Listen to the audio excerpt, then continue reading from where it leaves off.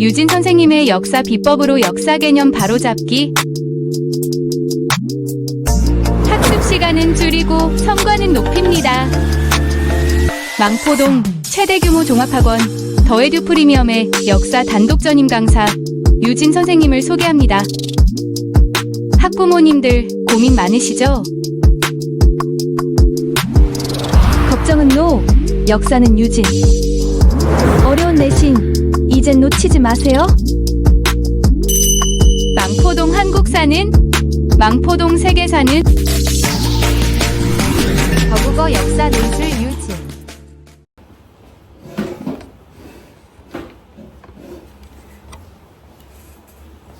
자, 우리 오늘 테스트를 진행을 했습니다.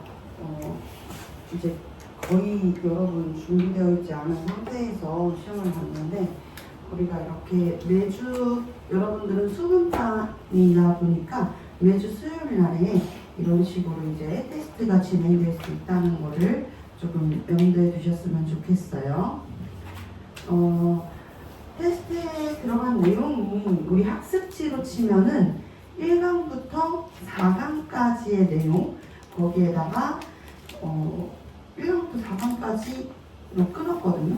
그래서 여러분들이 이제 보면서 이런 식으로 문제가 출제될 수 있구나, 이런 것들을 좀 느꼈으면 좋겠는데, 다시 한번 시험에 나온 부분만 깔끔하게 정리를 좀 해볼게. 우리 4대 문명을 한번 봅시다. 4대 문명은 한 10분 정도만 요약을 해볼게요. 4대 문명은 순서대로 기원전 약 3,500년경부터 형성된 메소포타미아가 있고, 메소포타미아 문명, 그리고 이집트 문명, 그 다음에 인더스 문명, 그 다음에 이제 황하 문명까지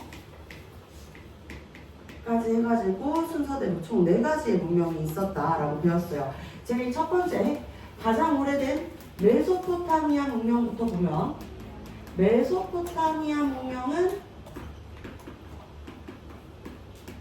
기원전 3,500년경 서아시아 일대에서, 선생님 서아시아가 어디죠? 라고 이야기할 수 있잖아, 얘들아. 그치? 선생님 서아시아가 어디죠? 서아시아는 오늘날의 이란, 이라크가 있는 곳을 뜻합니다. 이란, 이라크가 있는 곳을 나타낸다. 자, 그래서 이 서아시아에 메소가 무슨 뜻이라고 그랬지? 뭐뭐 사이에 라는 뜻이라고 했었어. 뭐뭐 사이에. 포타가 그럼 뭐예요? 그렇지, 강을 뜻한다. 그러면 강과 강 사이에 형성된 것이다 라는 것을 알 수가 있어. 강과 강 사이라고 하니까 강이 최소 2개 이상이어야겠지? 그래서 2강에서 형성이 됐는데, 그 강이 유프라테스 강과 티그리스 강이다. 티그리스 강 사이에 형성이 됐다고 해가지고 이 지대를 비옥한 초승달지대라고도 이야기를 한다 라고 말씀을 드렸습니다. 그쵸? 이 비옥한 초승달지대였었던 서아시아에 자리 잡았었던 수메르인. 자, 이들은 쐐기 문자를 만들어서 사용을 했어요.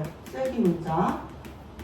쐐기처럼 뾰족뾰족하게 생긴 문자다 라고 말씀을 드렸죠. 쐐기는 이렇게 박으면은 뾰족하니까 닿는 면적 자체가 굉장히 좁고 뾰족하잖아. 그치? 성단처럼. 근데 이게 막상 박혔을 때 빼는 게 너무 힘들죠. 그쵸? 근데 더 큰 상처가 날 수 있단 말이야. 이런 것들 이제 우리가 쐐기라고 표현을 한단 말이지. 우리가 막 쐐기를 박다 라는 표현 쓰잖아요. 그쵸? 이제 그만큼 확실해졌을 때 우리가 딱 쐐기를 박다 라는 표현을 쓰는데, 이렇게 뾰족뾰족한 문자를 만들어서 사용했다 라는 이야기. 자, 그리고 지형 자체가 서아시아잖아. 선생님이 지도를 한번 보여줄게요. 지도를 보여드리겠습니다.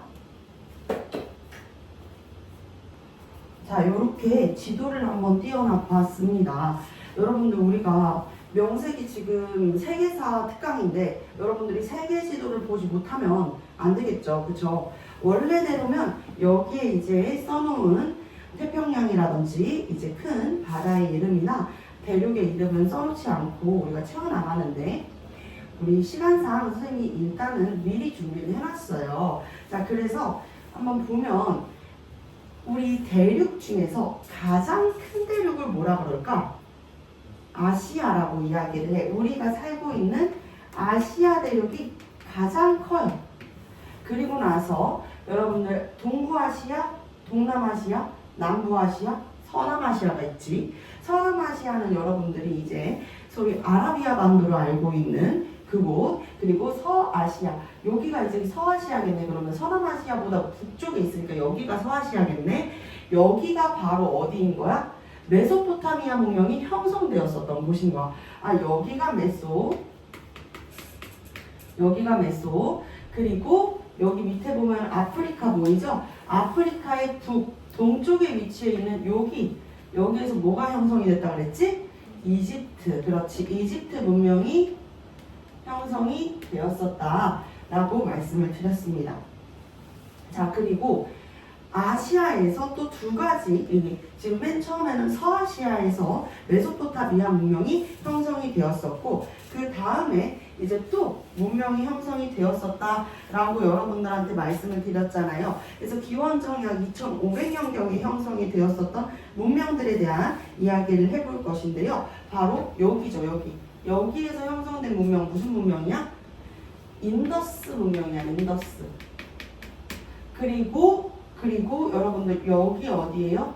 황하죠. 그래서 황하 문명까지 형성이 되었다. 그래서 총 4개의 문명. 여러분들 문제 풀어보니까 제일 많이 어떻게 나와요?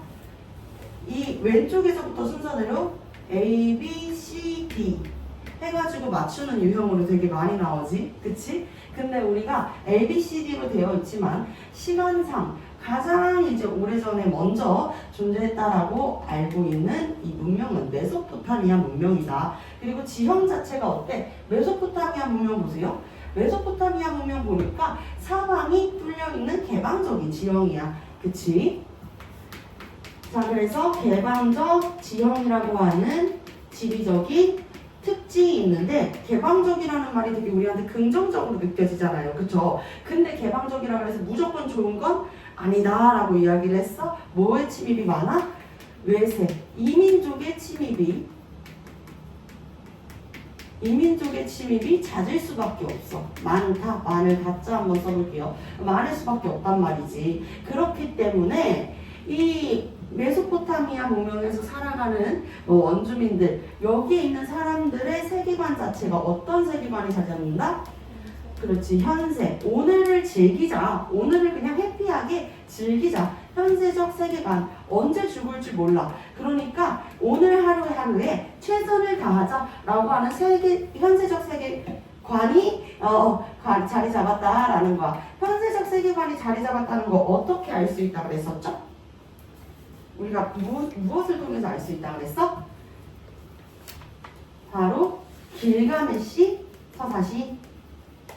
길가메시 서사시를 통해 가지고 당시 이 메소포타미아 문명을 살아갔었던 사람들의 세계관을 엿볼 수 있었다. 길가메시가 자신의 친구의 죽음을 굉장히 안타까워하면서, 아니 왜 모든 건 다 죽어버리고 마는 거야? 난 절대 죽지 않을 거야 라고 했는데, 이제 요정이 나타나가지고, 아, 길가메시님 태어난 모든 것은 죽기 마련이지요. 그렇기 때문에 인생을, 오늘 하루를 축제처럼 춤추듯이 살아야 합니다. 오늘 하루에 최선을 다하고 하루하루를 소중히 여기셔야 합니다 라고 이야기를 하면서 그들의 현대적 세계관을 엿볼 수 있다라고 이야기를 했습니다. 자, 그리고 비교하는 문제 많이 나올 수 있죠. 메소포타미아 문명에서는 태음력을 사용했고, 길가메시도 신이라고 이야기를 했어. 유일신 아니겠죠. 다신교고 신전이 있었잖아요. 그 신전의 이름은, 그렇지, 지구라트. 그리고 욕심진법 사용, 점성술 등이 발달했다라는 이야기까지 하면서 메소포타미아 문명 끝. 자, 그럼 우리 여기에서 형성되었었다라고 이야기하는 무슨 문명? 인더스 문명 한번 볼게. 자, 인더스 문명. 혹시 아직까지 문명 문제에서 오답이 나온다 하면은 선생님이 아까 여기 체크해줬었던 지형들 있잖아요. 자, 서남아시아는 여기에다가 해가지고 메소포타미아 문명 쓰고 그리고 인더스 문명이 왜 나와? 죄송해요. 이집트 문명은 여기 아프리카 북쪽에다가 이렇게 함께 이렇게 쓰면서 여러분들이 지도에다가 빼곡하게 써놔서 이런 지형적인 문제 나왔을 때 틀리지 않도록 해봅시다. 아시겠죠? 자, 이집트 문명이 형성이 됩니다. 이집트 문명은요, 딱 보니까 아프리카, 지금 여러분들 여기 한번 이렇게 체크를 해줄래? 여기 유럽과 아프리카 북쪽에 살짝 조금 더 진한 색으로 이렇게 바다 표시가 되어 있을 거야. 그치? 여기가 바로 유럽과 아프리카 사이에 존재하는 지중해라는 곳이야. 지중해. 잘 보이나요? 지중해입니다. 오늘 우리가 배우는 단원이 이 지중해를 중심으로 형성이 되어 있어가지고 안 그래도 선생님이 지중해가 어디 있는지 보여주고 이야기 한번 하려고 그랬었어. 잘됐다 마침. 그치? 자, 지중해가 있고요. 그리고 선생님 요거는 뭐예요? 여기 너무 궁금해요. 요것도 너무 궁금해요. 여기 구멍이 두 개 이렇게 나 있잖아요. 그쵸? 요것도 바다야 얘들아. 어떤 바다냐면 여기에 있는 바다는 카스피해. 여기에 있는 바다가 흑해란 말이야. 아시겠죠? 여기가 이제 카스피해고 여기 흑해야. 흑해. 선생님 그러면은요 서남아시아랑 아프리카 사이에도 무슨 바다 흐르는 것 같은데 여기는 뭐예요? 여긴 여러분들 모세의 기적 들어본 적 있죠? 그 모세의 기적이 바다를 가르는 거잖아. 모세가 갈랐었던 바다 홍해가 되겠습니다. 아시겠죠? 자, 그래서 홍해, 흑해, 위로는 흑해, 옆에는 카스피해가 있어. 여기 바다들이 있는데 왜 우리 한 번씩 세계지도 보다 보면 궁금한 거 있지 않았어요? 선생님은 제일 어릴 때 궁금했던 게 러시아가 우리나라 여기 북동 쪽으로 최북동에 위치한 함경 북도랑 맞닿아 있잖아. 그치? 블라디보스토크이. 나는 정말 궁금했어.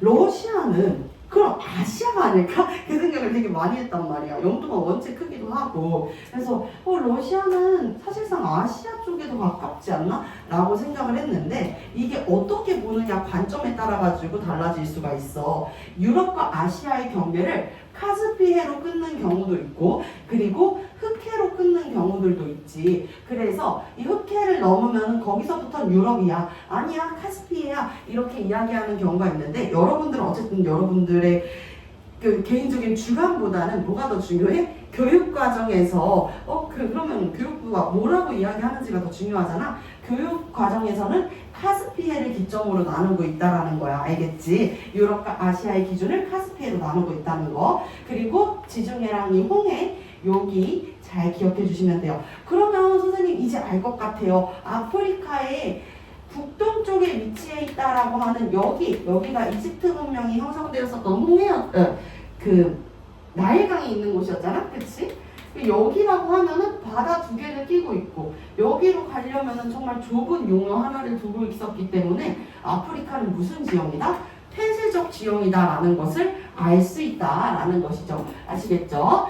이집트 문명이 형성되었었던 곳 어디라고? 북아프리카 중에서도 지중해와 홍해 사이에 형성이 되어 있기 때문에 여기는 이민 쪽의 침입이 적을 수밖에 없는 어떤 지역? 폐쇄적 지형이었다 라는 이야기. 폐쇄적 지형이었다 라는 걸 여러분들이 한 번 더 기억을 해주시면 되겠고, 자, 이 폐쇄적 지형이었었던 이집트는 그렇기 때문에 이민족의 침입 자체가 이민족이나 외세의 침입이 적을 수밖에 없었어. 단점이야 장점이야? 장점으로 작용을 했겠지. 그렇기 때문에 이 이집트 문명은 오랜 시간 동안 통일 왕조를 유지할 수 있었다. 통일 왕조를 오랜 시간 동안 유지할 수 있어. 그러면 왕권이 강해 약해? 당연히 왕권은 그렇지 강하겠죠. 그래서 강력한 왕권을 유지했습니다. 강력한 왕권, 신의 아들 이 파라오가 강력한 왕권을 가지고 있었었고, 이 파라오의 강력한 왕권을 뒷받침해주는 유적들이 있습니다. 바로 스핑크스와 그렇지 피라미드 라고 하는 이 특징을 알 수가 있다. 여러분들 보면은 야 이게 사람이 지었다고? 라는 생각이 든다고 했잖아. 이 당시 사람들은 진짜 지어야 됐었는데 어떻겠어요, 그쵸? 자, 그리고 이집트 문명의 이 세계관 자체는 폐쇄적 지형이고 오랫동안 통일 왕조를 유지하며 동시에 강력한 왕권을 가지고 있었기 때문에 이 당시에 사람들이 생각을 했을 때는 뭐라고 생각을 했었던가? 내세적 세계관이 자리 잡을 수 있었다. 거기에다가 내세적 세계관이 자리 잡는 데에는 그들의 종교였었던 다신교. 이집트에는 참 많은 신이 있죠. 태양신 라를 중심으로 태양신 라의 아들인 파라오도 있고요. 그리고 죽음과 생명을 관장하는 신 오시리스와 이시스가 있고, 그리고 이제 우리가 죽잖아요. 깨꼬닥 이렇게 죽으면은 이제 길을 잃을 수도 있으니까 죽고 나서 이제 볼 수 있게 사자에서라고 하는 책이 있었단 말이야. 이 책을 보면서 지하세계 두아트로 가가지고 어떻게 해야 되는지 가이드북 같은 걸 이렇게 껴줬어. 그래서 내가 정말 죽었는데 이제 지하세계로 갔다고 생각을 해봐요. 거길 막 헤맬 수도 있잖아. 그래서 일단 사람이 죽으면은 이 오시리스, 죽음의 신인 오시리스한테까지 안내를 해주는 신도 있다 그랬어. 누구였는지 기억나요? 그렇지, 아누비스가 있었다라고 이야기를 했죠. 그래서 여러 가지 신으로 형성되어 있는 다신교였다라는 거. 선생님, 그럼 이들도 내세적 세계관이 자리 잡았다고 하는 그 근거될 만한 게 있나요? 그쵸? 아까 이야기했어요. 사자에서를 껴줬다고. 사자에서 죽은 사람, 죽을 사의 사람 자자야. 죽은 사람한테 같이 묻어주는 책 사자에서가 있었다라는 이야기 기억해 주시면 되겠습니다. 아시겠죠? 자, 이집트 문명은요.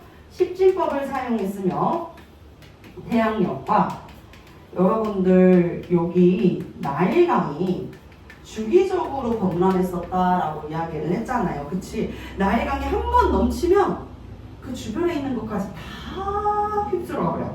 그렇기 때문에 어떻게 하는 거야? 이 나일강이 넘치는 시기, 처음에는 이제 나일강의 분노라고 생각을 했지만 이제 그 시기를 계산을 하게 되면서 측량술과 그리고 이제 점성술이 발달하게 되었었던 것이 바로 이집트 문명이 되겠습니다.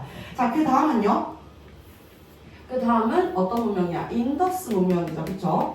자, 인더스 문명이 자리 잡게 됩니다. 여긴 우리가 인도 문명이라고 하지. 기원전 약 2500년경 여기에서 살고 있었던 원주민들이 있을 거 아니야. 이 원주민들이 처음에는 계획도시를 형성하면서 살아가고 있었어. 그 계획도시가 모헨조다로, 하라파와 같은 도시, 계획도시들, 도시문명들이 있었다라고 이야기를 했었죠. 자, 그러면서 원래 원주민들이 이런 도시를 형성해서 살아가고 있었는데 따그닥 침입했었던 이들이 있습니다. 침입했었던 이들. 누가 침입을 했어? 그렇지. 아리아인. 그들 스스로 숭고하다는 뜻을 가지고 있는 이 아리아인이 침입을 하게 되는 것이야. 자, 아리아인이 이제 철기와 기마술로 이렇게 등장을 하게 되면서 원래 이 인더스 문명에서 자리를 잡고 도시를 형성하면서 살아가고 있었던 원주민들, 이 인더스 강의 원주민들을 지배하면서 강력한 신분제로 이들을 탄압하기 시작했었어. 자, 그래서 아리아인들이 이들을 지배하는 형세를 보이게 되었었던 시기. 자, 그러면서 이제 아리아인이 종교인 브라만교를 들어서 브라만교의 이 강력한 신분제 카스트제를 이야기하는 거야. 가장 이 브라만교라는 것 자체가 우주를 창시한 신 브라마를 모시는 종교거든요. 브라마한테 제사를 지내는 사람을 우리가 뭐라 그래? 브라만. 그렇지. 제사장 브라만이라고 이야기를 해. 가장 높은 사람이겠지, 그러면. 자, 브라만이 가장 높은 사람이고, 그 다음이 그 밑에 있는 게 이제 크샤트리아. 처음에 배울 때는 입에 잘 안 붙는다고 많이 얘기를 해요. 샤크트리아라고 계속 얘기하는 친구들도 있더라고. 크샤트리아라고 하는 계층이 이제 두 번째 위치하게 됩니다. 높은 계층이죠, 그렇죠? 크샤트리아는 주로 귀족이나 아니면 군인으로 여러분들이 알고 계시면 되겠고요. 자, 그리고 다수의 이 평민들은요. 평민은 우리가 바이샤라고 하는 계층이 있고 그 밑에는 수드라라고 하는 계층이 있고 요 카스트제 안에 들지 못하는 사람들은 우리가 불가촉천민이라고 해가지고 달리트 계급이라고도 이야기를 했었죠. 자, 이렇게 강력한 신분제와 윤회사상을 통해 가지고 너가 수두라로 태어났어? 그럼 수두라 노예잖아. 네 신분에 맞는 덕을 많이 쌓아. 그래야지 다음 생에 너가 태어나더라도 바이샤로 태어날 거 아니야 라고 하면서 현생에서 덕을 쌓는 것을 강조했었던 것이 바로 브라만교가 되겠습니다. 자, 그래서 이런 브라만교를 통해 가지고 원주민들을 강력하게 탄압했었고 지배했었다. 바로 인더스 문명에 대한 이야기였었고요. 처음에 인더스 문명에서도 문자를 만들어서 사용했었는데 그 문자가 이 소의 인장 같은 소의 문양 같은 인장들을 사용해 가지고 만들었다라고 이야기를 했죠. 이집트 문명처럼 상형 문자를 만든 것은 사실이오나 이집트에서 사용한 상형 문자처럼 완전한 이런 그림의 형태보다는 소의 이 문양으로 만든 인장과 같은, 그래서 같은 상형 문자지만 다른 상형 문자를 사용했다라는 거. 자, 그 다음에 우리 여기 한번 볼까요? 여기는 바로 황하 문명이죠. 황하강 일대에서 형성이 되었었던 바로 중국 문명이 되겠습니다. 자, 중국 문명은 우리가 상나라 부터 시작한다고 했었지. 하상주 이렇게 기억하면 되는데 상나라야, 상나라. 자, 이 상이라고 하는 나라는 태음력을 사용했고 동시에 이제 왕이 있었단 말이야. 왕이 이제 나라의 중요한 중대사들을 이렇게 점을 쳐보기도 했었는데요. 그 점을 쳐보기도 했었다라는 거, 하늘에다가 점을 치고 하늘에다가 제사를 지낸단 말이야. 그치? 자, 그래서 하늘에 제사를 지내고 하늘에 점을 친다. 그래서 점성술 등이 발달하고 나라의 중대사를 점치는 과정에서 거북이 갑자에다가 뼈, 골자, 문자를 써가지고 갑골문이라는 것을 만들게 되었었다. 하지만 그랬었던 상나라가 누구에 의해서 멸망해요? 주나라에 의해서 멸망하게 되고, 주나라는 이 상나라의 마지막 수도였었던 황허강 일대에 있었던 상의 수도는 상의 마지막 수도 은어야, 은어. 황허강 일대에 있었던 은어까지 차지를 하며 주나라는 나중에 창장강 일대와 그리고 황하강 일대 전역을 차지하게 되고 넓어진 영토를 다스리기 위해서 펼쳤었던 정책, 바로 주의 봉건제. 그러다가 따그닥 서북의 유목민족들이 침입을 하게 돼. 그들의 기록에 의하면 서윤, 견융, 개와 같은 존재라 그래서 견융이라고까지 이야기를 했었다 그랬죠. 그들이 침입하게 되면서 주나라는 수도를 옮기게 되죠. 그게 바로 주의 동천. 원래 수도는 어디였어? 호경이었다가 어디로 옮기게 된다? 그렇지, 러야, 마급으로 옮기게 된다. 그 이야기였습니다. 괜찮죠? 그죠? 자, 그러면 여기 있는 내용을 한번 싹 정리를 해봤으니까 지도 다시 한번 볼까? 우리가 아까도 이야기했지만 명색이 뭐야? 명색이 얘들아, 우리 그래도 대개사인데 여기 한번 보자. 여기 안에 있는 대륙들이 어떤 대륙이 있고 그리고 바다가 어떤 바다가 있는지는 알아야 될 거 아니야. 우리 교육과정에서 5, 하나, 둘, 셋, 넷, 그리고 5 해가지고 대륙과 대륙 사이에 큰 바다가 몇 개야? 5개. 5대양, 대륙은 몇 개? 6대륙이라고 이야기를 하고 있단 말이죠. 5대양부터 한번 봅시다. 우리나라와 이 미국 사이에 있는 무슨 바다? 태평양. 알겠지? 태평양이 어디 있다고? 우리나라랑 미국 사이에. 자, 그래서 태평양 있고, 태평양 기준으로 북쪽 무슨 해? 북극해. 남쪽 남극해란 말이야. 이 북극 남극을 가르는 북반구와 남반구를 가르는 그 기점이 뭐예요? 가장 중요한 기점이 있습니다. 여러분들 보면은 여기 지금 조금 진하게 표시되어 있는 여기 보이시나요? 혹시 색펜으로 여기를 한번 체크를 해줄 수 있겠니? 이렇게 온폭 들어간 부분, 이 온폭 들어간 부분을 체크를 해주시고요. 그 다음에 가운데로 같이 한번 와보세요. 가운데로 와보면은 여기 여러분들 이쪽 보이실 거예요. 말레이 반도에 여기 이제 중국과 인도 사이에 있다 그래가지고 인도 차이나 반도라 그러잖아. 이 반도, 그리고 좀 더 내려가면 말레이 반도가 있거든. 말레이 반도의 가장 최남단, 제일 끝에랑 동시에는 이제 싱가포르를 지나가는 요선, 그리고 여기 비슷한 라인에 이렇게 보게 되면은 여기 좀 까만 색깔 섬처럼 보여지는 것 이거 있죠? 이거 인도네시아에 위치한 북단에 위치한 주인데요. 이렇게 한번 체크를 해주는 거야. 지금 체크 어떻게 됐어? 세 가지로 체크할 수가 있지, 그치? 하나, 포인트 1, 2, 3. 선생님 여기 지금 체크한 데는 어디예요? 아마존 강이 바다 쪽으로 흐르는 구역이야. 그래서 이렇게 체크를 해준 다음에 어떻게 하는데 이어주면 돼. 이어볼까요? 이렇게 해서 쭉 이어보겠습니다. 자, 그래서 여기는 앞쪽으로 쭉 밀어주면은 짜잔! 이게 뭐예요? 이게 적도야. 맞아.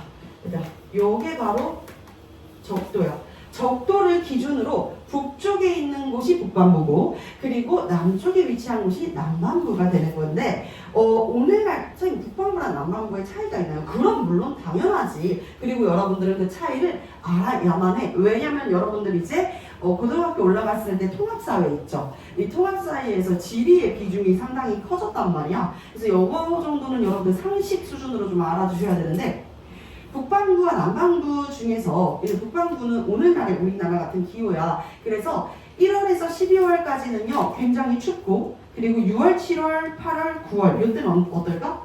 덥겠지, 그치? 그래서 기후 그래프 자체가 우리나라랑 비슷한 유사한 것들은 다 북반구에 해당한다고 생각하면 돼. 남반구는 그럼 반대인 거야. 1월부터 12월까지는 덥고 6월, 7월, 8월, 9월 요때가 이제 요때가 이제 추운 우리랑 반대되는 기후를 가지고 있는 곳이지. 자, 그래서 북반구와 남반구를 딱 봤을 때 여러분들 대충 느낌 오지 않아? 대부분의 인구는 북반구에 위치한 것 같아? 남반구에 위치한 것 같아? 그렇지. 북반구에 위치한 것 같지. 왜? 북반구가 더 뭐가 많아? 땅이 더 많아. 그치? 대륙이 더 많아. 실제로 대부분의 인구는 이제 북반구에 위치해서 살아가고 있고 여기 남반구 보세요. 남반구는 뭐가 훨씬 더 많아요? 바다. 그치? 바다가 훨씬 더 많습니다. 자, 그래서 남반구로 이렇게 보게 되면은 주로 이제 여러분들이 알고 있는 여기 적도 부근은 원래 태양이 적도 부근을 비추기 때문에 여기 남아메리카나 그리고 아프리카 요곳은 아무래도 조금 어떤 기후예요? 열대 그리고 건조 기후들이 이렇게 자리 잡을 수 있게 되는데요. 그 이후로 조금 더 내려가게 되면은 이제 굉장히 추운 이제 한랭 기후들을 볼 수가 있는 것이죠. 자, 요 기점으로 이렇게 북쪽과 남쪽을 나누어 봤어요, 얘들아. 그래서 북반구와 남반구를 나누어 봤는데 요 기점에 북반구에 위치한 바다 북극해와 그리고 남극해가 있겠지. 남극해. 그리고 바다 아직 더 있다, 얘들아. 어디 있어요? 인도. 남동아시아에 위치해 있는 이 인도 있죠. 인도 밑에 있는 바다를 우리가 뭐라 그래? 인도양이라고 해. 인도양이라고 이야기를 하고 저희 진짜 우리 역사상에 정말 중요한 바다. 물론 모든 바다가 다 중요하지만 아까 선생님이 여기 체크해달라고 했는데 여기 뭐라고 했어? 지중해라고 이야기를 했지. 자, 원래 유럽의 중심, 그러니까 무역의 중심지, 유럽 무역의 중심지는 어디였냐면 바로 여기야.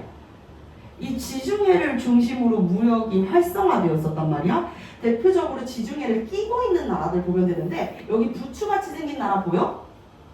이 부추같이 생긴 나라가 바로 이탈리아, 그치? 이탈리아. 그리고 그 옆에 이렇게 보여지는 곳은 어디야? 그리스야, 얘들아. 그리스. 그래서 이탈리아나 그리스를 중심으로 한 지중해 무역이 활발해지고 이탈리아나 그리스에는 이 지중해를 통해서 특히 그리스는 얘들아 지중해성 기후여가지고 올리브 이런 것들이 굉장히 잘 자랐었단 말이지. 이런 것들을 이제 배 타고 다른 나라에 이제 수출하면서 해상무역이 발달했었다가 이후에는 우리가 신항로를 개척하게 돼. 어디로 갔었지?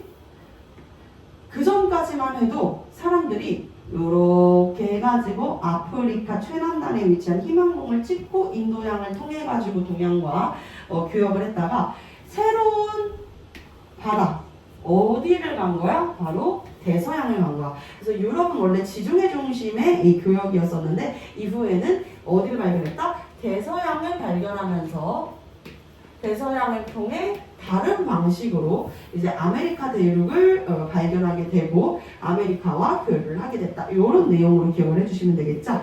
자, 그리고 아까 이야기했었던 대로 이 대륙 중에서 가장 큰 곳은 어디야? 아시아. 이 아시아 기점으로 이 서쪽으로 가면 뭐가 있어? 유럽이 있고, 그리고 그 유럽 밑에 지중해 밑으로 내려가면은 어디야? 아프리카가 보이죠? 그쵸? 그리고 여러분들 보면은 요게 있어요. 이걸 이제 섬으로 알고 있는 친구들이 있더라고. 체크를 해줍시다. 오세아니아에다가 체크. 오세아니아는 섬이 아니라 대륙으로 친단 말이야. 그때 선생님 어릴 때 되게 호기심이 많은 학생이었었거든. 그래가지고 나는 되게 궁금했어. 왜 오세아니아는 섬이 아니라 대륙일까? 여러분들 여기 보시면은요, 이쪽에 오른쪽 가장 동쪽에 북쪽에 보면은 섬처럼 생긴 곳이 있을 거야. 여기가 어디일까요? 바로 그린란드야. 그린란드. 이 그린란드보다 더 크면은 대륙이고 더 작으면 섬이야. 여러분들이 봤을 때 이 그린란드가 오세아니아보다 더 커 보이지 않아? 그치? 그거는 우리 지구는 둥글잖아. 그치? 그렇다 보니까 이 지구, 원형의 지구를 평면도로 만들다 보니 더 그렇게 보이지만 실제 면적은 오세아니아가 더 크다고 해. 그래서 오세아니아는 대륙으로 치는 거야. 그린란드보다 작으면 섬이라 그랬었잖아. 그치? 그래서 그린란드도 섬으로 치기 때문에 6대륙 안에 들어가지 않는 거지. 이해되셨죠? 그래서 오세아니아가 들어가고 오세아니아 아직 2개나 남았네? 그러니까 여기가 이제 딱 나오는 거야. 자, 태평양을 건너가 볼까? 우리나라랑 미국 사이에 있는 이 태평양을 건너가 보니까 북아메리카랑 남아메리카가 있대. 그죠? 자, 이 북아메리카랑 남아메리카 이렇게 2개 들어가면 되겠다. 그쵸? 북아메리카, 남아메리카. 근데 여러분들 오늘날에 미국이 있는 데가 어디야? 그렇지, 북아메리카지. 북아메리카랑 남아메리카를 나누는 기준이 궁금하지 않아? 라고 이야기하니까 어떤 친구가 적도? 이렇게 이야기를 하더라고. 그럼 여기는 남아메리카가 아닌 게 되어버리는데, 그치? 근데 여기도 우리가 통상적으로 남아메리카라고 이야기를 한단 말이지. 선생님